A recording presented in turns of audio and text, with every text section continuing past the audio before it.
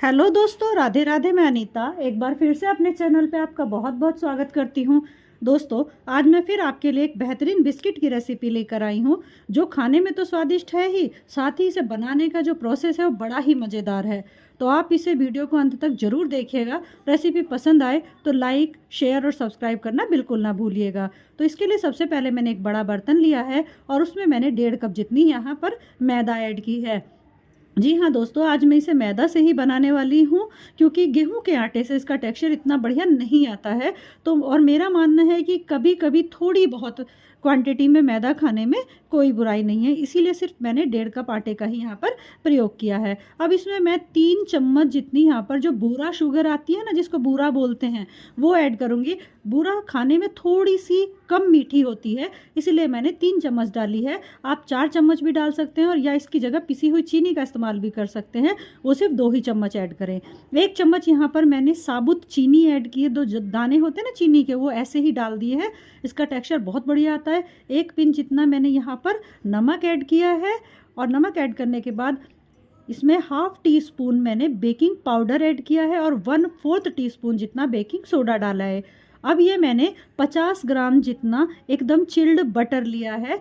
देखिए, यहाँ पर हमें चिल्ड बटर का ही इस्तेमाल करना है, और क्वांटिटी में ये 1/4 कप जितना है, और ग्राम से देखें तो 50 ग्राम, यानी जो 100 ग्राम की एक बटर की टिक्की आती है ना, उसको मैंने आधा यहाँ पर यूज़ किया और एकदम ठंडा बटर है।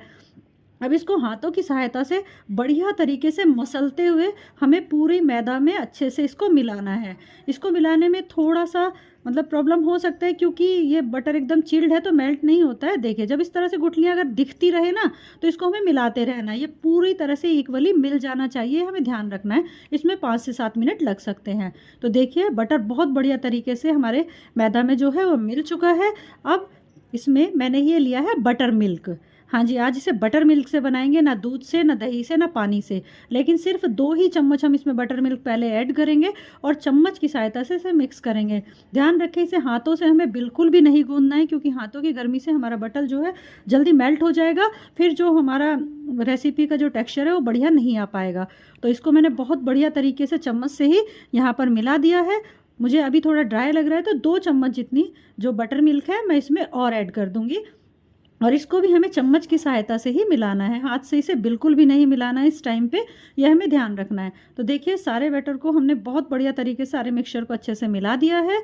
अब इसको हम साइड रखेंगे, और यहाँ पर मैंने एक सिलिकॉन शीट ली है। आप किचन प्लेटफॉर्म का यूज़ भी कर सकते हैं, उसको क्लीन करके उस पर ये सारा मिक्सचर निकाल लेंगे। आपको लग रहा होगा ये अभी काफ़ी ड्राई है, लेकिन ये धीरे धीरे ठीक हो जाएगा। तो अभी क्या करेंगे, इस ड्राई मिक्सचर को इस तरह से इकट्ठा करेंगे और हाथों की सहायता से इस तरह से दबाते हुए इसको एक चौकोर सी शेप दे देंगे। देखिए, हल्के हल्के हाथ से दबाते जाइए, इसको शेप दे दीजिए। ये इकट्ठा हो गया।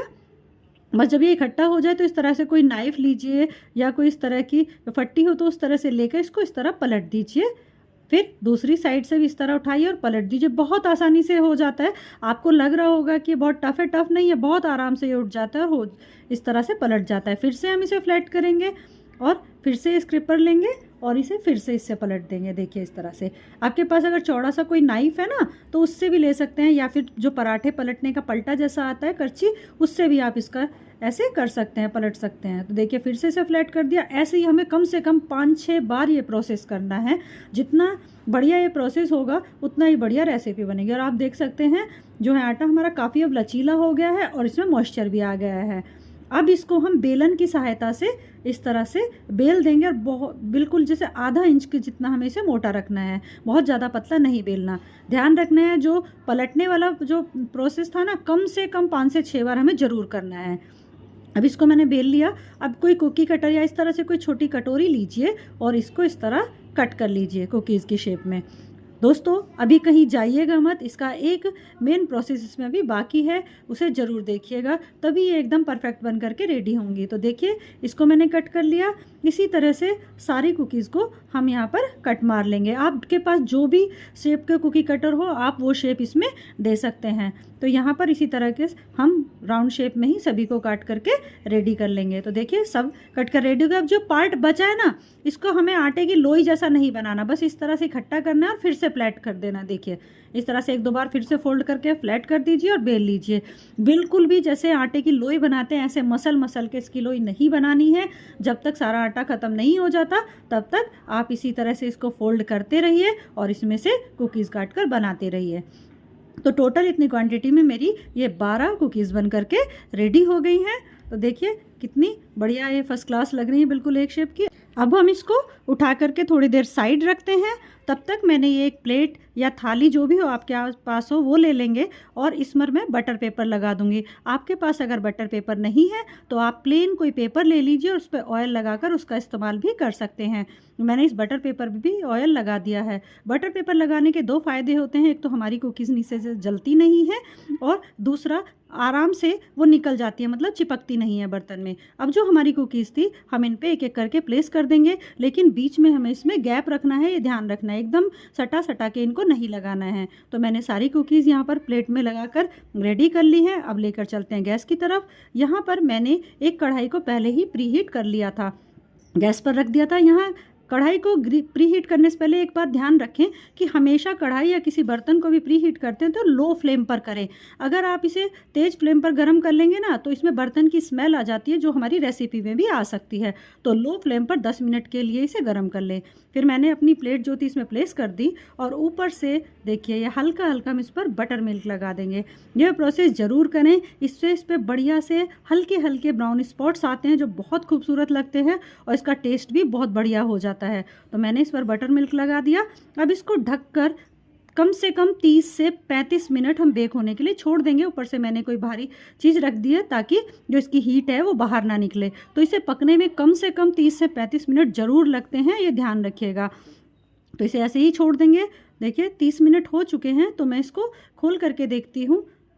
तो मैं पहले इस बर्तन को हटा दूंगी और सावधानी पूर्वक ये काम करें क्योंकि इस टाइम पे कढ़ाई बहुत गर्म होती है। और देखिए ये कितने बढ़िया से बन के रेडी हुए हैं, इनमें साइडों में अच्छी सी ब्राउनिंग आ गई है। और देखिए जो हमने बीच में गैप छोड़ा था भी बिल्कुल भी गैप नहीं है क्योंकि ये काफ़ी फूल गए हैं।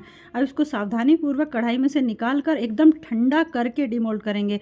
कभी भी किसी भी कुकीज़ को जब आप बर्तन में से निकालते हैं तो उसे बिल्कुल ठंडा करके निकालें, ये बहुत ध्यान रखने वाली बात है, नहीं तो ये टूट सकती हैं। देखिए सभी को मैंने एक प्लेट में निकाल लिया है और ये कितनी सुंदर बन के रेडी हुई हैं। देखिए कितनी सुंदर ब्राउनिंग आई है, कितनी बढ़िया इसमें लेयर्स आई हैं, एकदम खस्ता क्रिस्पी बन के रेडी होता है और एकदम अंदर से फ्लेकी होता है। चाय के साथ तो इसका स्वाद नेक्स्ट लेवल होता है। एक बार मेरे कहने से इसे ज़रूर ट्राई कीजिएगा। और आपको ये रेसिपी कैसी लगी मुझे कमेंट बॉक्स में लिख के ज़रूर बताइएगा। मेरे चैनल को लाइक, शेयर और सब्सक्राइब करना बिल्कुल ना भूलिएगा और मेरे बेल आइकन को भी ज़रूर प्रेस कर दीजिएगा ताकि ऐसी ही रेसिपीज़ का नोटिफिकेशन आप तक सबसे पहले पहुंचता रहे। और अगर आप मेरी रेसिपी में यहाँ तक आए हैं तो आपका तहे दिल से बहुत बहुत धन्यवाद।